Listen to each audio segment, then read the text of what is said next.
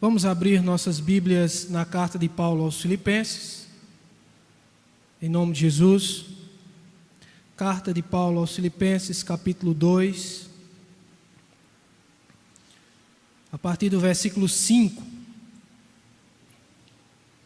Nós estaremos fazendo a leitura da palavra de Deus na carta de Paulo aos Filipenses, capítulo 2, a partir do versículo 5 até o versículo de número 11.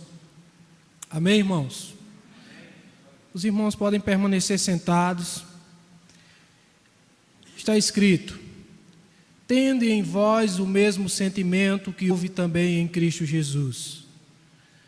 Pois ele, subsistindo em forma de Deus, não julgou como usurpação o ser igual a Deus. Antes a si mesmo se esvaziou, assumindo a forma de servo, tornando-se em semelhança de homens, e reconhecido em figura humana. A si mesmo se humilhou, tornando-se obediente até a morte e morte de cruz. Pelo que também Deus o exaltou sobremaneira, e lhe deu o nome que está acima de todo nome, para que Jesus se dobre todo o joelho nos céus, na terra e debaixo da terra, e toda língua confesse que Jesus Cristo é Senhor, para a glória de Deus Pai. Amém, irmãos? Louvamos a Deus por esta palavra, por esta leitura de um texto tão maravilhoso da parte do Senhor. Nós temos mais uma oportunidade de, em um texto inserido no contexto da carta de Paulo aos Filipenses, meditarmos acerca de algo da parte de Deus para as nossas vidas. Os estudiosos, na grande maioria, dizem que esta carta ela foi escrita por Paulo quando mesmo estava na prisão em Roma. E quando nós observamos a escrita de Paulo, nós podemos ver que ele inicia evidenciando a sua afeição para com a igreja dos Filipenses. Por conta da generosidade que aquela igreja havia ao longo de muito tempo dispensado para com o ministério de Paulo. De fato, Paulo faz um reconhecimento justo, porque nós podemos contemplar, à luz das Sagradas Escrituras, que a igreja de Filipenses, desde o momento em que foi fundada, desde o momento em que foi plantada, ela sempre contemplou o ministério de Paulo, ela sempre esteve disposta a ser parceira de Paulo, a cooperar com Paulo, em suas necessidades materiais, para que ele pudesse assim cumprir com o seu ministério, com o ministério da propagação do Evangelho de Cristo. Mas Paulo, nessa carta, não só evidencia a generosidade dos irmãos filipenses. Paulo também apresenta pelo menos dois problemas. O primeiro deles: aquela igreja sofria com a oposição. Aquela igreja sofria com as pessoas que eram contrárias a ela. Aquela igreja sofria com a perseguição daqueles que se colocavam como seus adversários. E é por esse motivo que o apóstolo Paulo, ainda no capítulo 1 e no versículo de número 27, temática da festividade dos senhores recentemente, o que é que ele escreve, irmãos?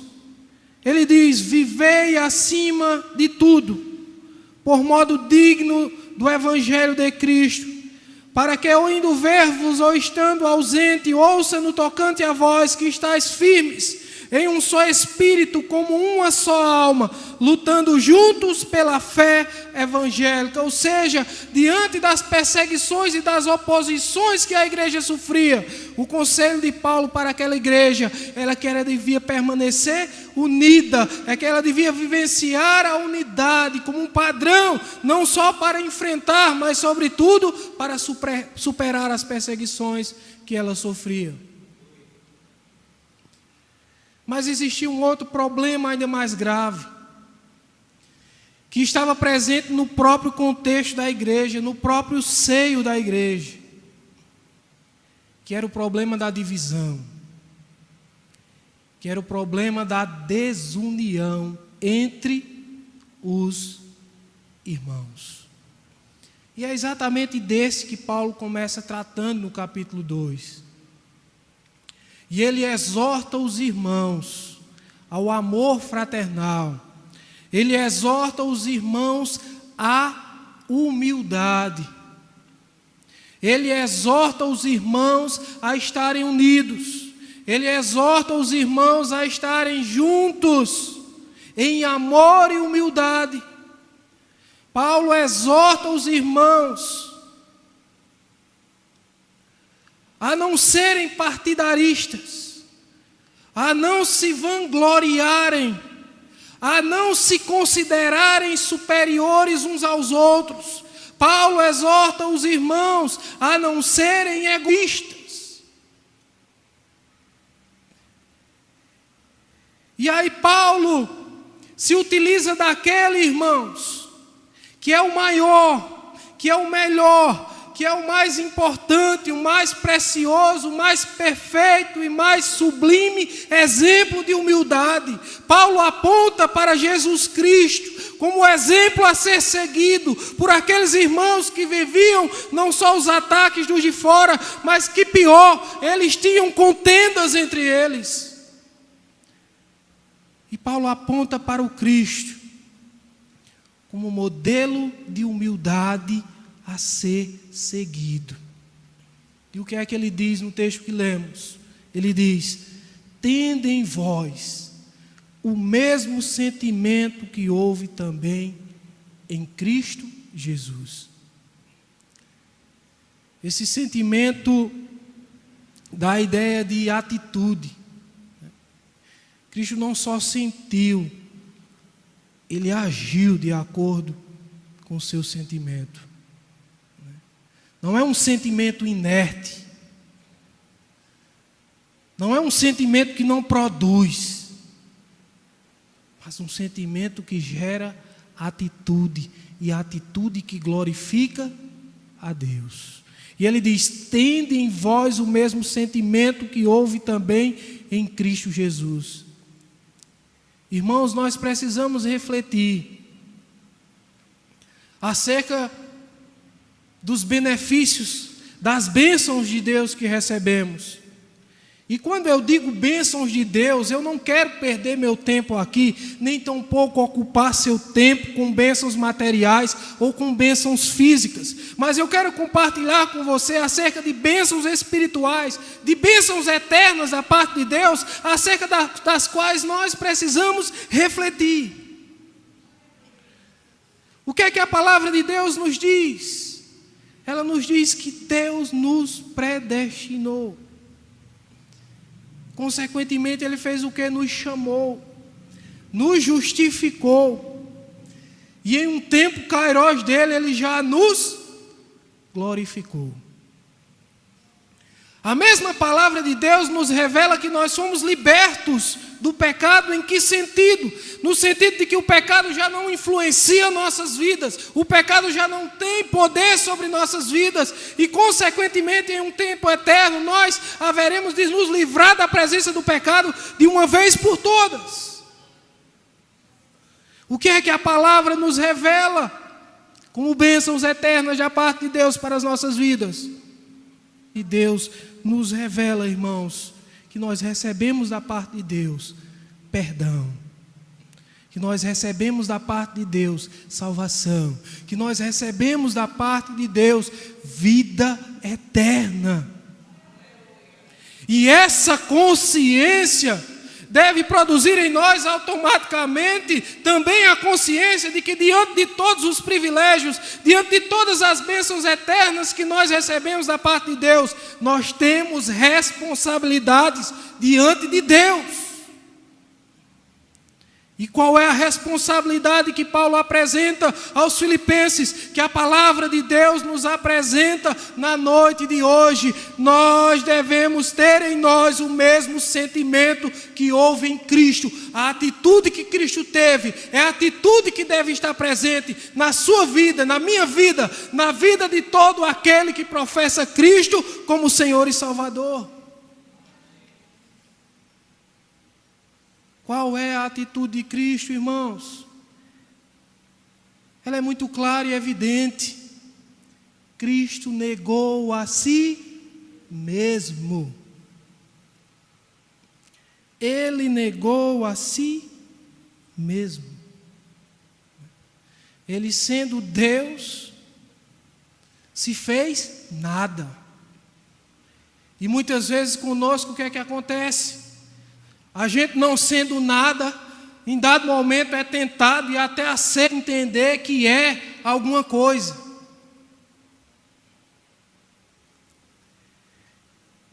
E nós precisamos entender que em dados momentos de nossas vidas se faz necessário, sim, nós descermos do cavalinho. Se faz necessário, sim, nós descermos do salto alto. Se faz necessário nós descermos da soberba, da prepotência, do orgulho e nos humilharmos diante do nosso Senhor. Isso é necessário, não só era necessário para a igreja de Filipos, mas é necessário para a igreja que professa Cristo hoje. Ter o mesmo sentimento, a mesma atitude que houve em Cristo, nós devemos negar a nós mesmos. Foi isso que Jesus ensinou. Mas Jesus, ele é diferente em tudo, e ele não só ensinou, mas ele viveu 100% isso.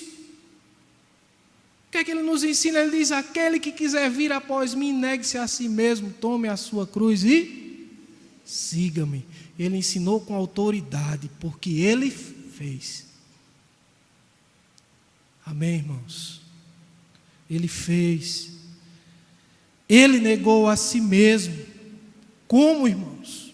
O texto diz, versículo 6, pois ele, subsistindo em forma de Deus, não julgou com usurpação, como usurpação o ser igual a Deus. Antes a si mesmo se esvaziou. 7. E aí, esses dois versículos são extremamente profundos. E eu quero tomar a liberdade de me utilizar do conceito iluminado pelo Espírito de dois grandes homens de Deus para esclarecer essa parte, que é o reverendo Hernandes Dias Lopes e o D.A. Carson, né? Se não me falha a memória, é canadense. Hernandes, uma mensagem acerca dessa palavra.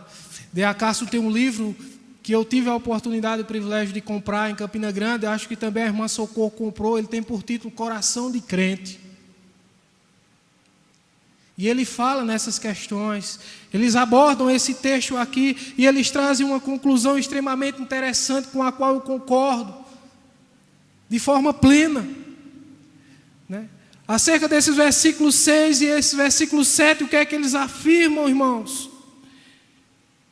Tanto Hernandes como D.A. Carson, em seu livro Coração de Crente, eles afirmam que em nenhum momento Cristo deixou de ser Deus, em nenhum momento Cristo deixou de ser divino, mas o que acontece é que ele, o Cristo, sendo Deus, não se apegou, não se prendeu, não se agarrou, mas sim abriu mão de toda honra, de toda glória, de toda majestade, de todos os seus direitos e privilégios divinos, para, permanecendo como Deus, sem jamais abandonar quem ele era originalmente, se esvaziar, encarnando, assumindo a forma de escravo, tornando-se em semelhança de homem e sendo reconhecido em figura humana.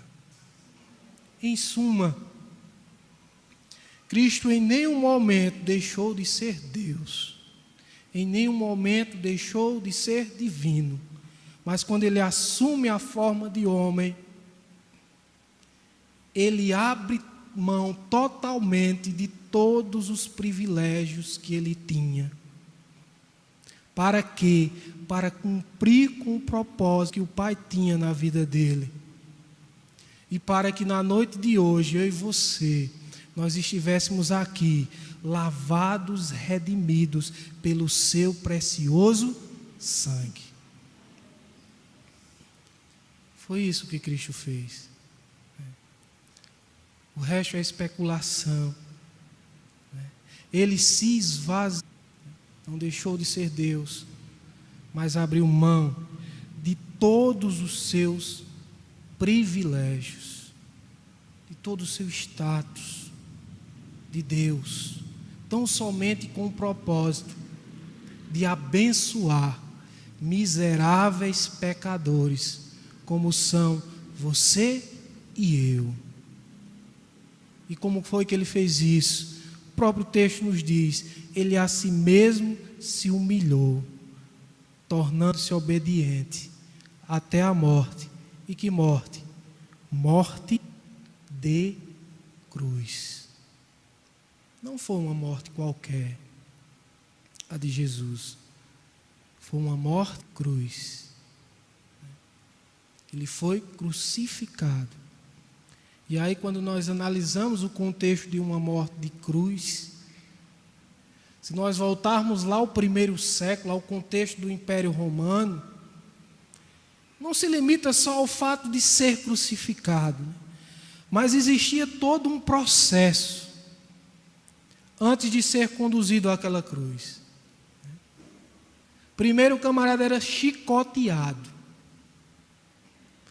Consequentemente, ele era zombado, ele era escarneado, ele era submetido a todo um processo de humilhação profunda.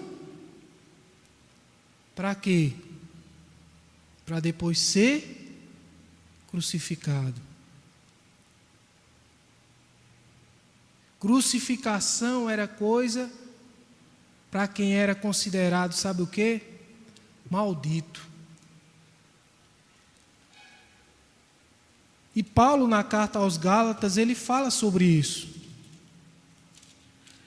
No capítulo 3 e no versículo 13 está escrito: Cristo nos resgatou da maldição da lei, fazendo-se Ele próprio maldição em nosso lugar, porque está escrito: maldito todo aquele que for pendurado no madeiro. Aquela cruz era para nós, mas Ele a assumiu como sendo dele. Ele, sendo justo, morreu por nós, injustos. Ele, sendo santo, perfeito, morreu por nós, pecadores e imperfeitos. Ele que cumpriu integralmente a lei, pagou o preço de nós que não conseguimos cumprir. Ele foi obediente até a morte, e morte de cruz. Ele se colocou como um maldito. Ele é exemplo perfeito para cada um de nós. A consequência da atitude de Cristo, qual foi? Foi a consequência natural na vida de todo aquele que se humilha. Foi ser exaltado. O próprio texto diz que pelo que também Deus o exaltou, está acima de todo nome, para que ao nome de Jesus dobre todo o joelho nos céus, na terra e debaixo da terra, e toda língua confesse que Jesus Cristo é Senhor, para a glória de Deus Pai. Ou seja, Jesus foi exaltado de uma maneira que ninguém foi e jamais será. E Jesus recebeu um nome que está acima de todo nome, para o qual todo o joelho, isso se dobre. E aí ele diz, nos céus, ou seja, anjos, na terra, homens, e debaixo da terra, demônios. Todos vão se prostrar e vão confessar que Jesus Cristo é o quê? Qual é o nome dele? Senhor.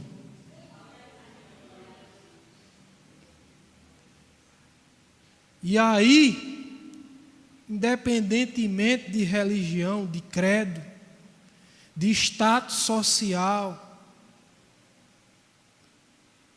todos, indistintamente, vão se dobrar diante dele e vão confessar que ele é Senhor. Ah, mas hoje eu não quero, não tem problema. Vai chegar a hora de se dobrar e de confessar que ele é Senhor. Que ele é Senhor. Para quem? Para a glória de Deus Pai. Amém? Existe um propósito em tudo isso. A glória do Deus Pai. E Paulo se utiliza como ninguém, inspirado pelo Espírito Santo, para apresentar Cristo como exemplo, não só para aquela igreja, exemplo de que vale a pena se humilhar, porque quando nos humilhamos de Deus, de acordo com o seu propósito para as nossas vidas, de acordo com a missão que Ele estabeleceu para nós, quem nos exaltará será Ele.